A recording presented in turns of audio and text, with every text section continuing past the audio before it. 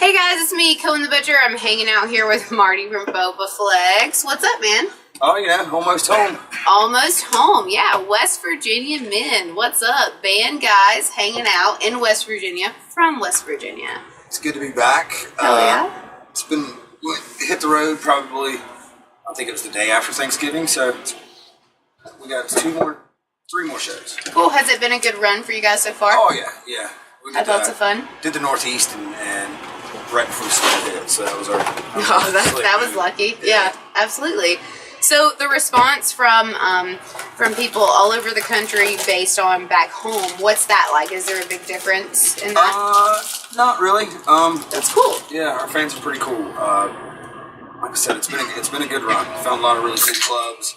We're on tour with Jacob Cade Project and a band out of Long Island called Despire, and they've been great. And yeah, so it's been a lot of fun. Very cool. It's kind of been like a long tour, but at the same time went by pretty fast. That's good. If it went by fast, that means that you guys are having fun, yeah. and that's the most important part for sure. So you guys are from West Virginia. What part of West Virginia? West Virginia. Mason County is the largest county in West Virginia. Oh, we're from the little town Mason, which is close to where the Mothman prophecies and all that stuff. Point Pleasant. Yeah, about 13 miles from Point Pleasant. Okay, so have you guys ever seen the Mothman? Anybody? My brother has. Oh, cool beans. That's so cool. We won't talk about it, but yeah. Oh, we won't bring that up anymore then, I promise.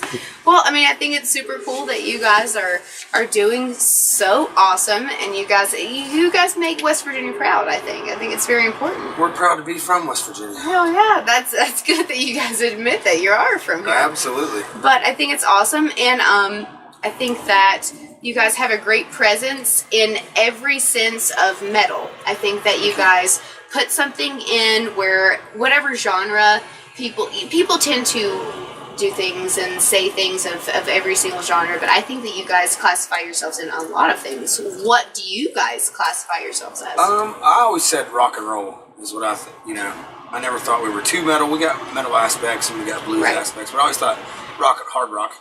Yeah, I think that fits you all well. Thanks, I'll take that. It does. Rock and roll, hell yeah.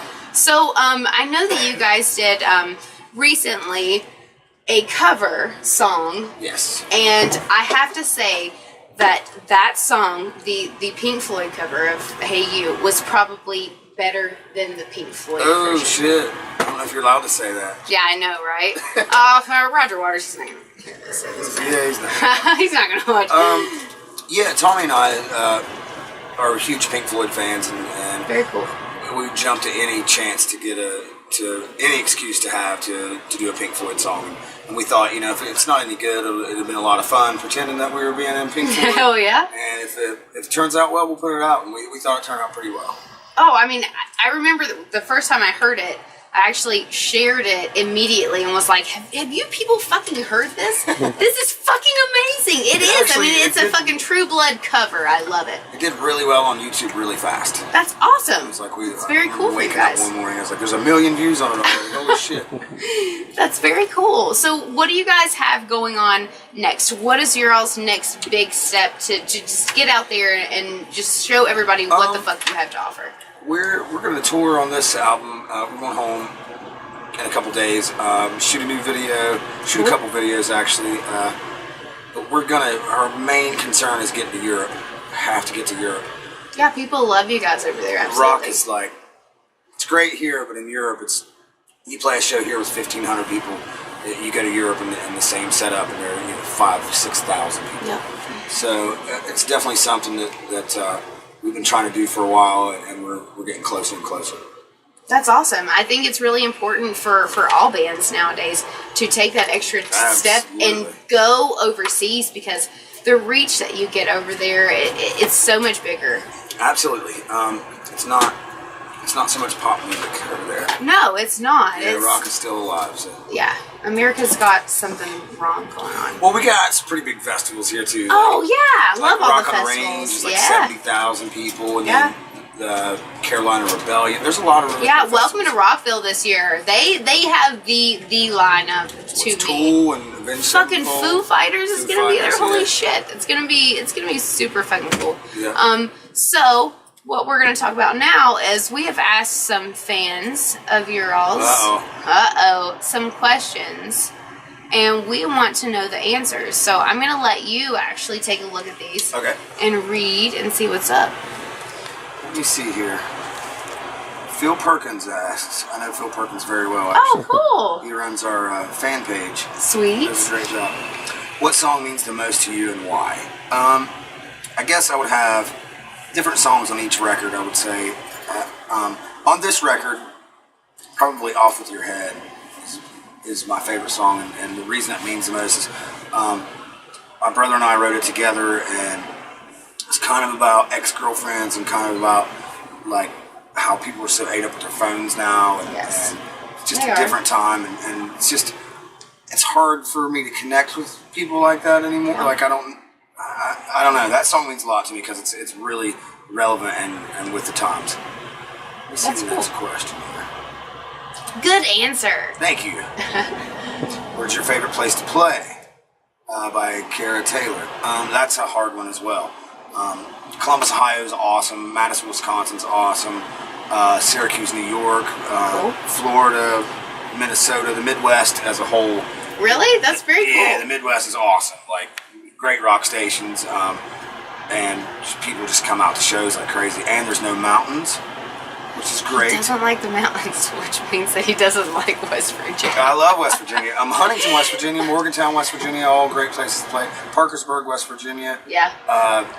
They all have great venues there too, yeah. West Virginia has a really good music scene, actually. Yeah. And fans come out and they buy merch and they're excited. And I think West Virginia is one of my favorite places to play because if you come to those smaller towns and people don't have to drive off to major cities and don't have to... Right. They get the, like, hometown things, yeah. Hometown rooms. So they're really enthusiastic and energetic at the shows. And West Virginians are wild. Wild as hell. Yeah, they drink and they get crazy. All right, next one. Let's see here. Scott. You know Scott. Is it Keg or Keg? Yeah, Scott from. He's from. I just saw him. Ask him to tell you about the TBT bankruptcy story. It's awesome how they escaped the record company. Yeah, that's kind of interesting. Let's hear it. We were on TBT Records and they went bankrupt. And when a record label goes bankrupt, nobody knows what's happening. Like, we hired 2 attorneys. That's so stressful. It was awful. We had to drive around the country selling T-shirts because we didn't have any music. And holy shit. So yes, it was in a bankruptcy, and like we didn't know if we were going to get out of it, what was going to happen. My brother and I were like horribly depressed, and one night we were drunk in Florida watching a Tom Petty documentary. Oh my god, I just watched that! The 4-hour yes, oh my god. And Tom Petty talked about the same problems that he had. Yeah. And he said, if you file bankruptcy, you can get out of all this. And my brother and I just looked at each other. And so we called a bankruptcy attorney, and he was like, well, you have to actually be bankrupt. And I go, we're far past. Yeah, fucking don't have no damn money. Please just take it all.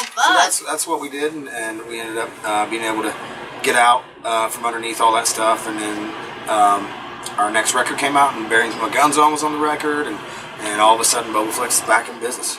Holy shit, man. That is so cool. That is an amazing fucking story. It was a scary time, for sure. I can imagine, but, you know, you prevailed. Everything is going much better than it was, and that's amazing for you guys. We've had some ups and downs, definitely.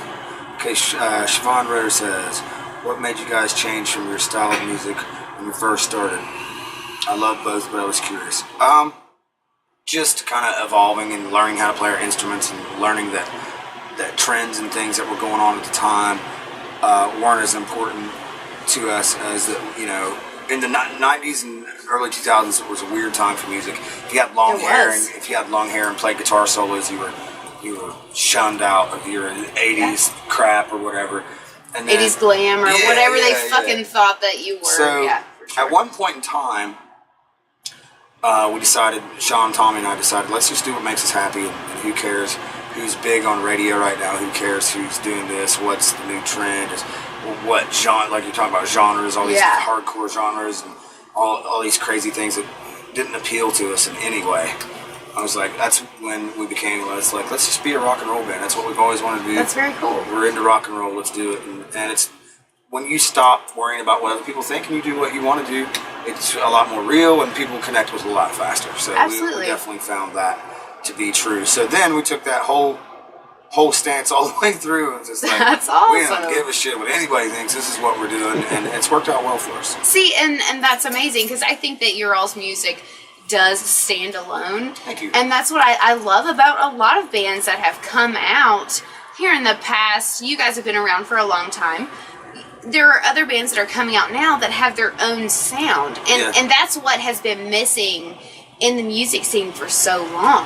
Well, now it's more independent. You can, you don't have to do what a record label tells you. Exactly. You don't have to sound like whatever is popular. Yeah, absolutely. So to hear musicians come out with music that is actually from the soul, they actually mean it, is wonderful. It's a little more artsy and a little more yes. A little more risks are taken when you can do stuff on your own. Absolutely. And it's a little more experimental because sometimes you don't know what you're doing and you don't have a guy telling you what to do. Yeah. And tell him, okay, so your song has to go like this. Yeah. Your song has to do this, this, and this in order to be on the radio. And if you're not worried about that, then sometimes some pretty amazing things can happen. Oh, yeah. So Jennifer asks, how old were you when you discovered you could sing so well? Well, I'm still not sure. I was pretty young age. I started singing, and my dad played bluegrass, and so Sean and I were always around music. But I remember being god awful for the longest time. I think only recently have I learn every day and learn. I'm sure. Each album. So I think only recently I'm starting to be comfortable as a decent singer. But I wouldn't say. I'm sure people would argue with that. Well, I'm sure.